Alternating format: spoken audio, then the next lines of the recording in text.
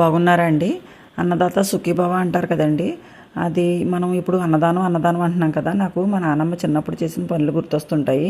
మా అమ్మ మేము ఇప్పుడు కూడా చెప్పుకుంటూ ఉంటాం, మా నాన్నమ్మని తలుచుకుంటూ ఉంటాం. ఇప్పుడు ఎవరన్నా వీధులంట అడుక్కుండేవాడు అలా గుమ్మంలోకి వస్తే, అమ్మ బిచ్చం ఏమన్నా ఉంటే వేయండి అమ్మ, ఆకలేస్తుందంటే, అన్నం తింటావా బాబా, అన్నం ఉన్నదనేది.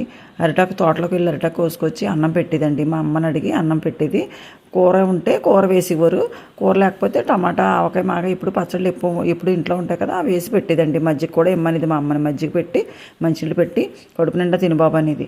మేము ఆడుకుంటూ ఆడుకుంటూ నానమ్మ ఆడుకుండే వాళ్ళకి భోజనం పెడుతున్నావేంటి, ఎందుకు ఇలాగ ఆడుకుండే వాళ్ళని కేకేసి పెడుతున్నావు, గుమ్మాలో కూర్చోబెట్టి అంటే బయట వాకట్లో కూర్చోబెట్టేదండి. పర్వాలేదమ్మా అలా పెట్టాలి, ఆకలితో ఉన్న వాళ్ళకి అన్నం పెడితేనే రేపు పొద్దున్న పుణ్యం అంతా మన కుటుంబాన్ని కాపాడుతుంది అనేదండి. ఇప్పుడు కూడా మా నాన్నమ్మ అలా పెడుతూనే ఉండేది భోజనాలు, నాకు చాలా బాగా గుర్తు. ఇప్పుడు కూడా మా అమ్మ మేము అయ్యే చెప్పుకుంటూ ఉంటాము. ఈ వీడియో మీకు నచ్చట్లయితే లైక్ చేయండి, షేర్ చేయండి, సబ్స్క్రైబ్ చేయండి.